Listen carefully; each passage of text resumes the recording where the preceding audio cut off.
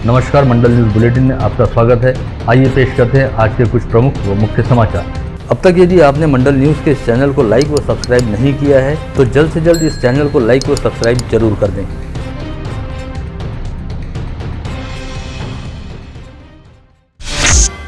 3 वर्ष पूर्व कौठा बहाले निवासी अर्पिता दत्ताजी ठाकरे नामक युवती स्थानीय मुधोलकर पेट में निजी कोचिंग क्लासेस से अपनी सहेली के साथ वापस लौट रही थी। तभी उसके कथित प्रेमी ने अंबादेवी से राजापेट मार्ग पर महात्मा फुले विद्यालय के पास उसकी दिन दहाड़े धारदार हथियार से वार कर हत्या कर दी थी। इस बहुचर्चित हत्याकांड की न्यायालयीन सुनवाई की प्रक्रिया लगभग पूरी हो चुकी है और अब आगामी 7 सितम्बर को इस मामले में न्यायालय का फैसला आने की संभावना व्यक्त की जा रही है। इस हत्याकांड के कुछ ही घंटे के भीतर परिसर में उपस्थित लोगों ने हत्यारे का पीछा करते हुए मलकापुर निवासी तुषार किरणराव मस्करे को पकड़कर पुलिस के हवाले किया था। उस समय से आज तक 22 वर्षीय तुषार मस्करे स्थानीय जेल में कैद है, जिसे आगामी 7 सितंबर को इस मामले में सजा सुनाई जा सकती है।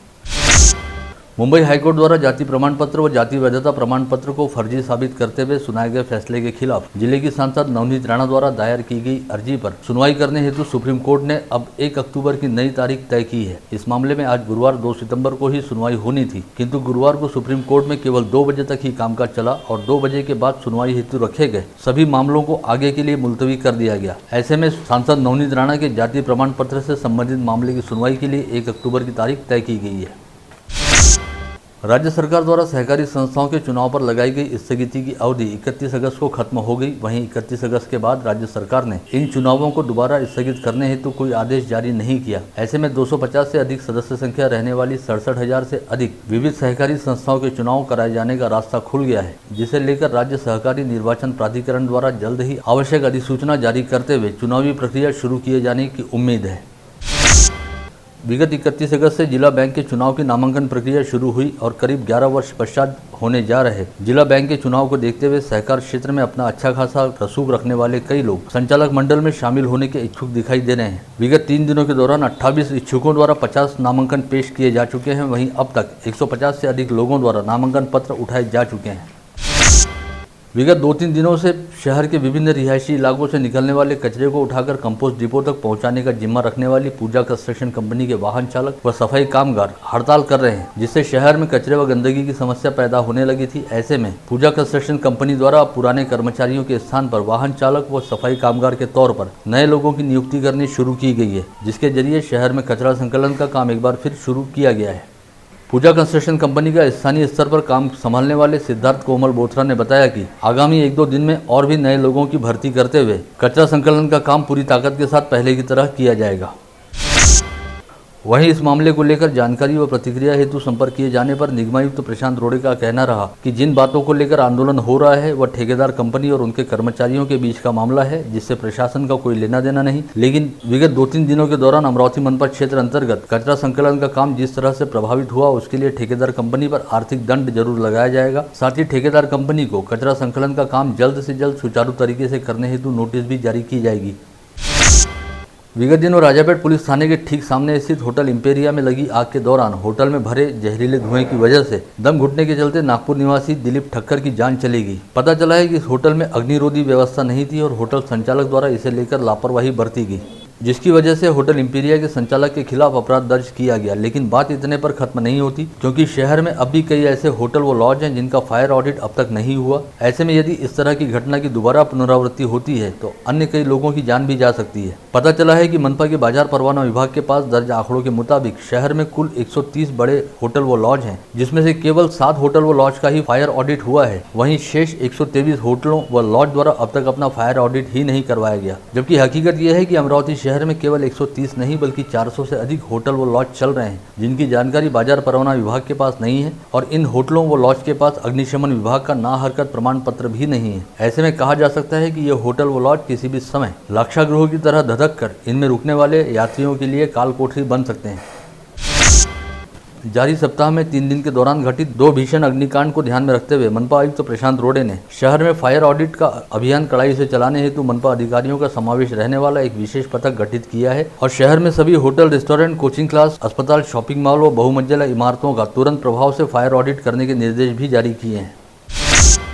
वहीं दूसरी ओर पूर्व जिला पालक मंत्री डॉक्टर सुनील देशमुख ने होटल इंपीरिया में लगी आग और इसमें हुई एक व्यक्ति की मौत से संबंधित घटना को बेहद गंभीरता से लेते हुए कहा कि इस हादसे के लिए संबंधित होटल के संचालक जितने जिम्मेदार हैं उतनी ही जिम्मेदारी मनपा प्रशासन के अधिकारियों की भी बनती है। ऐसे में बेहद जरूरी है कि होटल इंपीरिया के संचालक सहित इस हादसे के लिए जिम्मेदार मनपा अधिकारियों के खिलाफ भी सदोष मनुष्यवध का अपराध दर्ज किया जाए। विगत दिनों जिले की सांसद नवनीत राणा तथा बडनेरा निर्वाचन क्षेत्र के विधायक रवि राणा द्वारा राजधानी नई दिल्ली में केंद्रीय उड्डयन मंत्री ज्योतिरादित्य सिंधिया से मुलाकात करते हुए उनका ध्यान अमरावती जिले के बेलोरा विमानतल के विकास की ओर दिलाया गया। साथ ही केंद्र सरकार द्वारा चलाई जा रही उड़ान योजना में शामिल बेलोरा विमानतल के विकास हेतु 50 करोड़ रुपए की राशि मंजूर करने की मांग की गई, जिसे स्वीकार करते हुए केंद्रीय उड्डयन मंत्री ज्योतिरादित्य सिंधिया ने तुरंत ही बेलोरा विमानतल के विस्तार व विकास हेतु 50 करोड़ रुपयों की निधि मंजूर की और संबंधितों को बेलोरा विमानतल के विस्तार व विकास संबंधी कार्य जल्द से जल्द पूरा करने के निर्देश भी दिए। 3 दिवसीय जिला दौरे के तहत गुरुवार की दोपहर अमरावती शहर पहुंचे भारतीय जनता पार्टी के प्रदेशाध्यक्ष चंद्रकांत पाटिल का कठोरा नाका परिसर में जंगी स्वागत किया गया। इस समय भाजपा पदाधिकारियों व कार्यकर्ताओं को संबोधित करते हुए पार्टी प्रदेशाध्यक्ष चंद्रकांत पाटिल ने राज्य की महाविकास आघाड़ी सरकार को सभी मोर्चों पर नाकाम बताया और कहा कि राज्य की महाविकास आघाड़ी सरकार एक तरह से जनादेश की अनदेखी कर अस्तित्व में आई सरकार है। यही वजह है कि सरकार द्वारा जनभावनाओं की जमकर अनदेखी की जा रही है, किंतु ऐसा ज्यादा दिन तक नहीं चलेगा। वहीं भारतीय जनता पार्टी द्वारा अब तक के अपने अनुभवों को ध्यान में रखते हुए भविष्य में सभी चुनाव अपने अकेले के दम पर लड़े जाएंगे, जिसके तहत विगत कई वर्षों से साथ जुड़े परंपरागत सहयोगियों को ही साथ रखा जाएगा। ग्रामपंचायतीमध्ये बीजेपीचा सरपंच, महाराष्ट्रातला सगळ्यात मोठा कारखाना मानला जातो कृष्णा कराड, तिथे 2121 जागा बीजेपी, ठाणे जिल्हा मध्यवर्ती सहकारी बँक 21 पैकी 17 जागा बीजेपी, असा एक विजयाचा धडाका लावलाय आणि त्याची चुणूक पावसामध्ये सुद्धा इतक्या मोठ्या संख्येने जेव्हा तुम्ही येता त्यातून तुमच्यात जोश आहे आणि ह्या सरकारच्या नाकर्तेपणाच्या तुमची ताकद आहे, इच्छा आहे। महानगरपालिका निवडणूक जवळ आलेली आहे। भारतीय जनता पार्टी ह्या पुढे कुठलीही निवडणूक कोणाला बरोबर घेऊन लढणार नाही। भारतीय जनता पार्टी जे आमचे परंपरागत पक्ष आहेत, मग ती RPI असेल, रामदास आठवलेंची, सदाभाऊ खोतांची रयत असेल, महादेव जानकरांचा राष्ट्रीय समाज पक्ष असेल, विनायकराव मेटेंचा शिवसंग्राम असेल, विनय कोरेचं जनस्वराज्य असेल, हे आमचे सहयोगी पक्ष।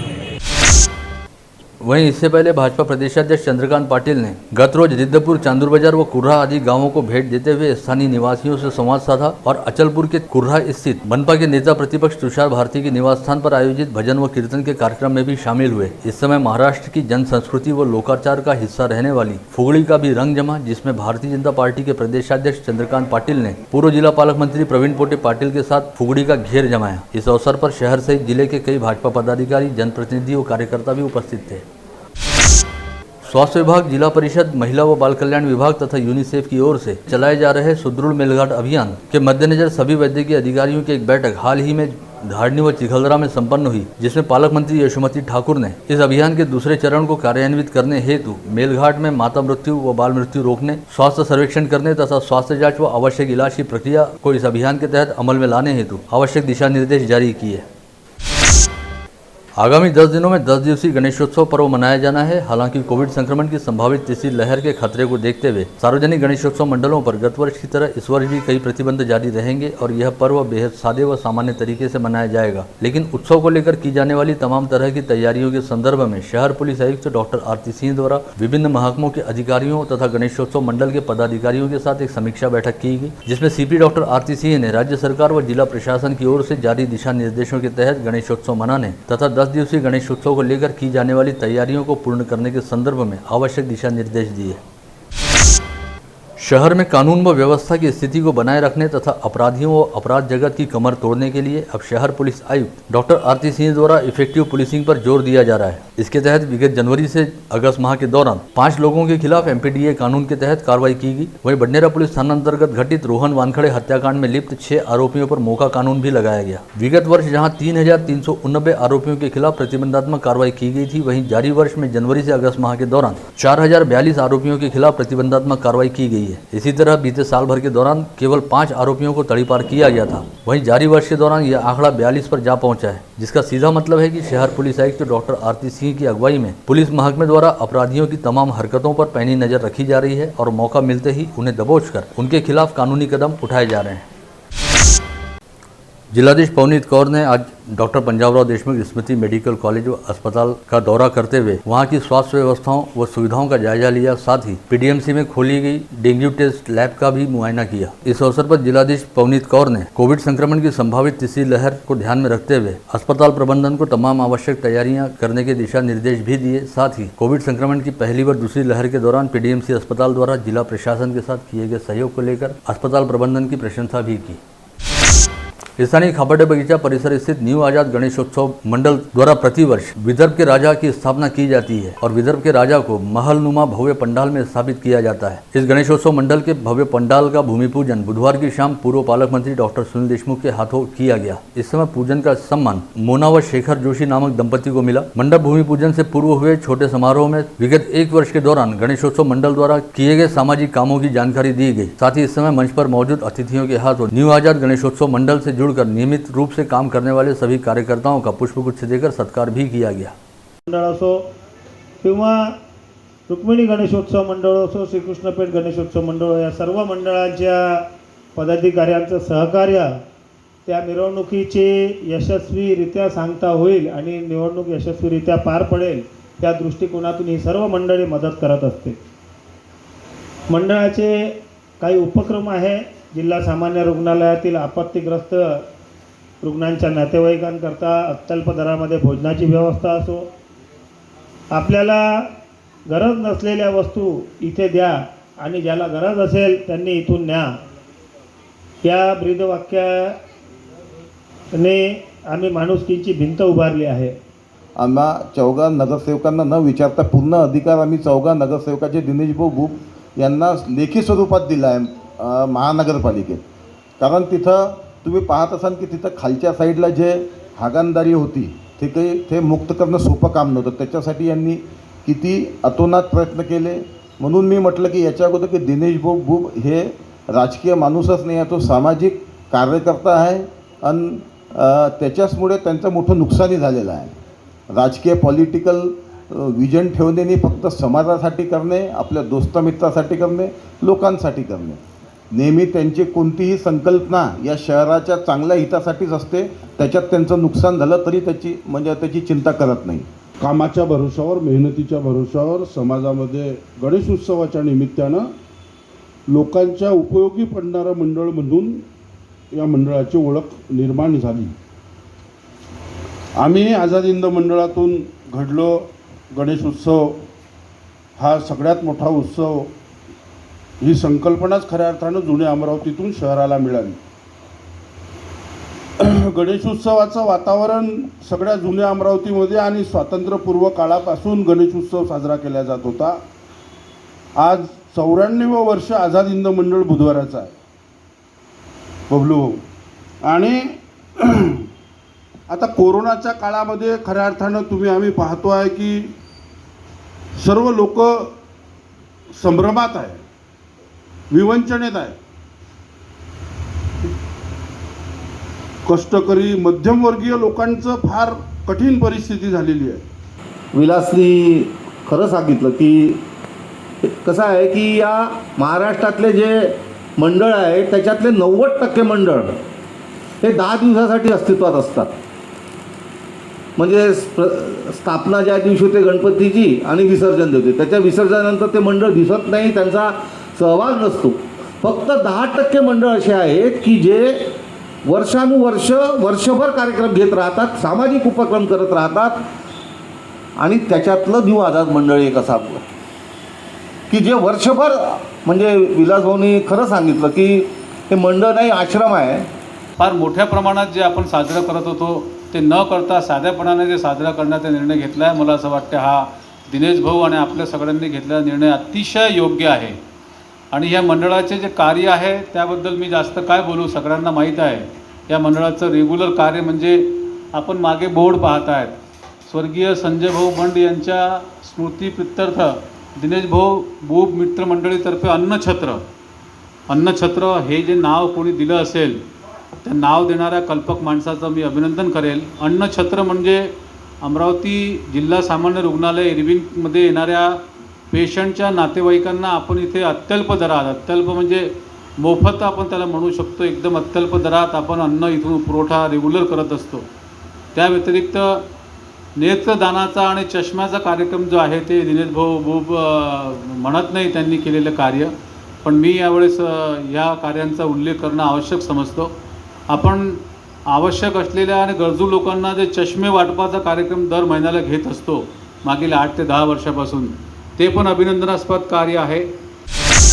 महाफार्मर्स प्रोड्यूसर कंपनी के विदर्भ प्रतिनिधि सुधीर इंगले द्वारा यहां बुलाई गई पत्रकार परिषद में कहा गया कि राज्य के किसान उत्पादक कंपनियों के महासंघ यानी महाफार्मर्स प्रोड्यूसर कंपनी का कल 3 सितंबर को 7वां वर्धापन दिवस है. ऐसे में 7वें वर्धापन दिवस एवं 8वें वर्ष में पदार्पण अवसर पर अमरावती में 7 दिवसीय वर्धापन दिवस समारोह का आयोजन किया जा रहा है, जिसकी शुरुआत कल 3 सितंबर से होगी. नागपुर रोड स्थित होटल गौरी इन में आयोजित इस 7 दिवसीय समारोह का उद्घाटन राज्य मंत्री बच्चू कडू के हाथों होगा. महाराष्ट्रातील जेवढ्या एफपीओ संलग्न एफपीओ आहेत एफपीसी सोबत, त्या सर्व एफपीसीच्या स्तरावर सभासद वाढीसाठी आणि शहर विक्रीच्या संदर्भात बैठक आयोजित केल्या जाणार आहे. तिसऱ्या दिवशी कृषी योजना जागृती दिन हा राबवण्यात येणार आहे. शासनाच्या कृषी विभागाच्या जेवढ्या योजना आहेत त्या योजना या कार्यक्रमामध्ये सांगण्यात येतील आणि जास्तीत जास्त शेतकऱ्यांनी या योजनेचा लाभ कसा घ्यावा या संदर्भात जागृती करण्यात येईल. 4थ्या दिवसाला शेतकरी सन्मान दिन म्हणून साजरा करण्यात येईल. या दिवशी गावातील किंवा कंपनी परिसरामधील गरीब कष्टकरी व प्रगतिशील शेतकऱ्यांच्या घरी जाऊन त्याचा सन्मान करण्यात येणार आहे. हाल ही में शहर के ब्राह्मण समाज द्वारा एकजुट होकर जरूरतमंदों व मरीजों एवं उनके परिजनों को भोजन उपलब्ध कराने हेतु परशुराम अन्नदान सेवा समिति का गठन किया गया, जिसके तहत गत रोज 1 सितंबर से अन्नदान की सेवा शुरू की गई. इस हेतु गत रोज सक्करसाद परिसर स्थित छत्रपुरी बालाजी मंदिर से भोजन रथ को हरी झंडी दिखाकर रवाना किया गया. इससे पहले ब्राह्मण समाज के वरिष्ठ नागरिक व मार्गदर्शक हनुमान दास जी मानका के हाथों इस भोजन रथ का विधि विधान पूर्वक पूजन किया गया. इस भोजन रथ के जरिए इरविन डफरीन सुपर स्पेशलिटी व पीडीएमसी अस्पताल में भर्ती रहने वाले मरीजों सहित उनके साथ रहने वाले परिजनों को समिति के सेवादारों द्वारा भोजन उपलब्ध कराया जाएगा. इस उपक्रम के पहले ही दिन अनेकों जरूरतमंदों ने इस अन्नदान सेवा का लाभ उठाकर इस उपक्रम को जबरदस्त प्रतिसाद दिया. आज अमरावती जिले में 9 कोविड संक्रमित मरीज पाए गए, वहीं एक मरीज कोविड मुक्त होकर अस्पताल से अपने घर लौटा. अब कुल संक्रमितों की संख्या बढ़कर 96,725 पर जा पहुंची है, जिसमें से अब तक कुल 95,051 मरीज कोविड मुक्त हो चुके हैं. राहत व सौभाग्य वाली बात यह भी रही कि अमरावती जिले में कोविड संक्रमण के चलते गुरुवार को एक बार फिर किसी मरीज की मौत नहीं हुई. जिले में इस समय कुल एक्टिव पॉजिटिव मरीजों की संख्या 49 है, जिनमें मनपा क्षेत्र के 26 तथा ग्रामीण क्षेत्र के 23 मरीजों का समावेश है, जिसमें से इस समय 12 मरीजों का विभिन्न कोविड अस्पतालों में इलाज चल रहा है. साथ ही मनपा क्षेत्र में 22 तथा ग्रामीण क्षेत्र में 15 मरीज होम आइसोलेशन में रखे गए. बीते 24 घंटे के दौरान 1072 नागरिकों की कोविड टेस्ट की गई, जिसमें से 0.84% लोगों की टेस्ट रिपोर्ट पॉजिटिव आई. वहीं इस समय कोविड संक्रमित मरीजों के कोविड मुक्त होने का प्रमाण 98.29% है. वहीं गुरुवार को समूचे संभाग में 21 नए कोविड संक्रमित मरीज पाए गए, जिनमें अकोला के 2, यवतमाल के 1, बुल्ढाना के 8 तथा वाशिम के 1 मरीज का समावेश है. इसके अलावा संभाग में 4 मरीज कोविड मुक्त हुए, जिनमें अकोला के 1, बुल्ढाना के 1 तथा वाशिम के 1 नागरिक शामिल हैं. साथ ही गुरुवार को संभाग के अकोला जिले में 2 संक्रमितों की मौत हुई है. विगत 1.5 वर्षों से कोविड वायरस के प्रभाव को देखते हुए राज्य सरकार सहित गृह विभाग ने पुलिस कर्मचारियों के तबादले प्रलंबित रखे थे. ऐसे में अमरावती शहर पुलिस आयुक्तालय अंतर्गत 176 पुलिस कर्मचारियों के तबादले अटके हुए थे, किंतु कल पुलिस आयुक्त डॉक्टर आरती सिंह के आदेश पर इन 176 पुलिस कर्मचारियों के तबादले किए गए. समाज कल्याण विभाग के उपायुक्त तथा जाति वैधता जांच समिति के सदस्य के तौर पर कार्यरत सुनील वारे का तबादला अमरावती प्रादेशिक उपायुक्त के रूप में किया गया है. वे वर्ष 2018 से अमरावती में ही उपायुक्त पद पर कार्यरत थे. कक्षा 10वीं और 12वीं की मुख्य परीक्षा में अनुत्तीर्ण रहने वाले तथा एटी-गेटी के लिए पात्र रहने वाले विद्यार्थियों की पूरक परीक्षा सितंबर व अक्टूबर माह में राज्य शिक्षा बोर्ड द्वारा ली जाएगी, जिनका टाइम टेबल राज्य शिक्षा बोर्ड द्वारा घोषित किया गया है. इस विस्तृत टाइम टेबल को राज्य शिक्षा बोर्ड के अधिकृत वेबसाइट पर विगत 27 अगस्त को ही उपलब्ध करा दिया गया है. कल खोलापुरी गेट पुलिस थाना क्षेत्र अंतर्गत व्यास लेआउट, वल्लभनगर व राजापेट पुलिस स्टेशन अंतर्गत खत्री मार्केट के पीछे अंबा कॉलोनी परिसर में एक ही दिन चोरी की 2 बड़ी घटनाएं घटित हुई. इन दोनों मामलों को लेकर संबंधित पुलिस थानों में शिकायत दर्ज कराई गई है. अम्बा कॉलोनी निवासी नरहरी पुरानी के घर से 59,400 रुपये कीमत के जेवरात तथा व्यास लेआउट निवासी मीराबाई ठाकरे के घर से 98,000 रुपये के जेवरात चोरी किए गए। धारनी तहसील के कटाव फाटे के पास अंतर्राज्यीय महामार्ग क्रमांक 6 पर कल दोपहर आशा दारसिंगे नामक महिला अपने पति अनिल दारसिंगे के साथ दुपहिया पर सवार होकर किसी रिश्तेदार के यहां से अपने घर लौट रही थी, किंतु चलती दुपहिया में साड़ी का पल्लू फंस जाने की वजह से आशा दारसिंगे दुपहिया वाहन से नीचे गिर पड़ी। इस हादसे में आशा दारसिंगे की मौके पर ही मौत हो गई।